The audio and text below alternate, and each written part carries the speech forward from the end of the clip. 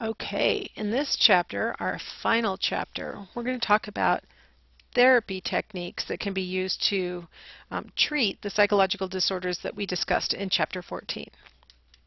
Okay, so the current forms of therapy that we have available are psychotherapy and biomedical therapy. So you'll notice I only have one photograph for psychotherapy, because that's the overall umbrella term for any kind of talking cure that we're going to try and use. Biomedical, you'll notice I've got happy pills, I've got medication, lobotomy, right, and then I've got electroconvulsive therapy on the bottom. So we've got more things, more variations of style, of actual techniques in biomedical therapy. In psychotherapy, it's different sorts of perspectives. Okay, so let's talk about psychotherapy first. Okay, now psychoanalysis is a type of psychotherapy. It's the granddaddy of all psychotherapies. It was the first one that was developed by Freud. And the idea here was that he assumed all disorders are due to pent-up anxiety. That somehow you've got, id impulses that are sort of trying to break free. Our anxiety tends to be due to repression of sexual wishes, which remember is one of the main impulses in the id, is sexual impulses. And you're going to try and repress those wishes, and that act of repression is going to generate anxiety. So the goal of psychoanalysis is going to be to try and release the tension that has been created by this repression. Try and get rid of some of that stress. The way to release the tension is to resolve the unconscious inner conflicts. So if we can figure out what you've got repressed, then we can release the tension about that repression. He thought that a lot of the stuff that we have repressed is from when we were younger, and that once we revealed it, we would realize that it's not that meaningful. So we've got to try and get it out. So how do we get it out? Free association is one way that we can try and reveal what's in your unconscious. This is a classic Freudian setup. You've got your therapist sitting in the chair taking notes, and you've got the patient, which is what Freud called the people he was treating, was patients, because he was a medical doctor and he figured they were sick and he was going to cure them. So the patient is lying on the couch looking the other direction, and in free association you are supposed to literally talk nonstop for 50 straight minutes. You're not supposed to censor yourself. You're not supposed to change topics and say, I don't know why I was talking about that, let's talk about something else. You're not supposed to stop talking and ask if you can go to the bathroom. You're supposed to just non-stop talk, one thing leading into the next. The idea is that if you release yourself and just start letting it flow, that maybe some of your unconscious content will start to leak out, that you'll drop your guard enough during the free association process that the unconscious can kind of reveal itself. So really key to the effectiveness of free association is really the therapist's ability to interpret what you've been saying.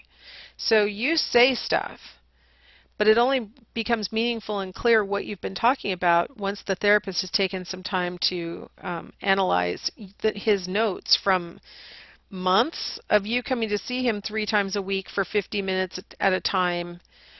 He starts to see themes, and so he's going to interpret what your unconscious is trying to reveal. So interpretation. Now when we're interpreting your notes, one of the things we're going to notice is anytime that you displayed a resistance. So if you seem to get blocked anytime you start to talk about a particular subject, he's going to put a little star there, and he's going to say, okay, so you were in the middle of a sentence that brought up your mom, and then all of a sudden you said, oh my gosh, I need to go to the bathroom, I'll be right back. That's a resistance. Like, why did you suddenly right now have to go to the bathroom, right? So he's going to put a little star there. And especially if the next time you start talking about mom, you're like, gosh, I don't know why I even brought that up. Let's talk about something else. He's going to go, okay, you're talking about your mom, and again, put a star. it appears that you're displaying resistances because every time you start to get close to the topic, you change topics or try and break up the meeting in some fashion. That's a resistance. Another way to interpret your unconscious content is to ask about your dreams. So sometimes you're going to free associate consciously. Sometimes I'm going to ask you, have you had any interesting dreams this week? And you're going to tell me the manifest content. If you recall this from chapter 3, you're going to tell me the storyline. And then I'm going to analyze the latent content, the things that are being masked by symbols and that are telling us what your dream is really about. So it's really important for the therapist to know how to interpret the dreams that you provide. I'd like to point out right now, though, that Freud wouldn't attempt to interpret one single dream in isolation. He would look at several of your dreams over time to figure out the consistency of the themes. I oftentimes have students who want to tell me their dream and because they think it's really interesting and might be insightful. And it's like, I don't know. What else do you dream? I mean, what else is going on in your life? I don't know what you're dreaming about. It's always the same dream. I'm in therapy analyzing my recurring dream. That is like the saddest recurring dream ever, right? Boring. Yeah, I don't think the therapist is going to have a ton to do with interpreting that dream, right? Finally, we have transference. And this is when the patient has some kind of strong feeling towards someone else and they actually transfer it onto the therapist and treat the therapist the way that they would really like to treat someone else. So some kind of strong feeling gets misapplied to the therapist. So it could be anger. Like, let's say that the therapist has to let a session run over time with the patient before your meeting, because the patient before you is like really having a breakthrough, is really upset. All sorts of stuff is going on there. So the therapist is like, comes out to get you to say, gosh, I'm sorry I'm late. And instead of just saying, oh, I understand, and I know you'd do this for me if I was having a hard time, instead you're like, my time's important. How dare you treat me like this? You'd never show respect to me, and you always expect respect for you, and you never show respect for me.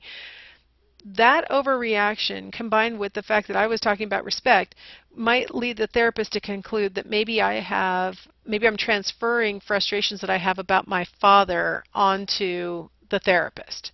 That really who I'm angry with is that my father never treated me with respect, right? That's what transference is about. The idea that I have strong feelings towards somebody, and I'm pretending like I'm having those strong feelings towards that I'm having justifiably those strong feelings towards the therapist.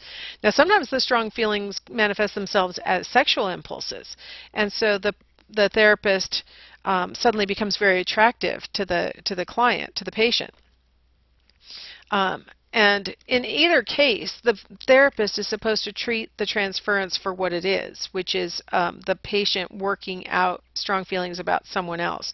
The therapist is not supposed to think, gosh, I am so attractive. So many of my patients, just suddenly become sexually attracted to me. They're not supposed to conclude that. They're supposed to think, okay, this is a transference. This is just strong feelings being misplaced onto me, and work through it with the patient. So part of interpretation is about figuring out whether the strong feelings that you are expressing are really towards me. Are you really mad at me, or are you displacing a feeling from somebody else? Okay, now here's one of the problems with psychoanalysis. Here we have the patient lying on the couch, talking away. You can see those little exclamation points or whatever coming out. She's talking, she's really concentrating. And there's the therapist supposedly taking notes, but he's got his little earbuds on and he's listening to music.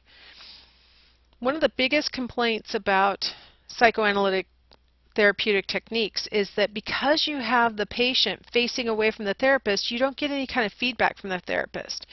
You don't even know if the therapist is listening to you. You don't know if the therapist is taking notes, has fallen asleep, has left the room, because you're sitting there facing the other direction. So, like I said, psychoanalysis is the granddaddy, the founding method, and then the other methods we're going to talk about are really a reaction to perceived shortcomings in psychoanalytic treatment. So, in direct response to this fear that you might be saying stuff and your therapist isn't even listening, humanism came on the scene. And humanism has a much different approach to treatment compared to psychoanalytic methods. So let's go ahead and stop here, and we'll come back, and in the next segment we'll talk about humanism.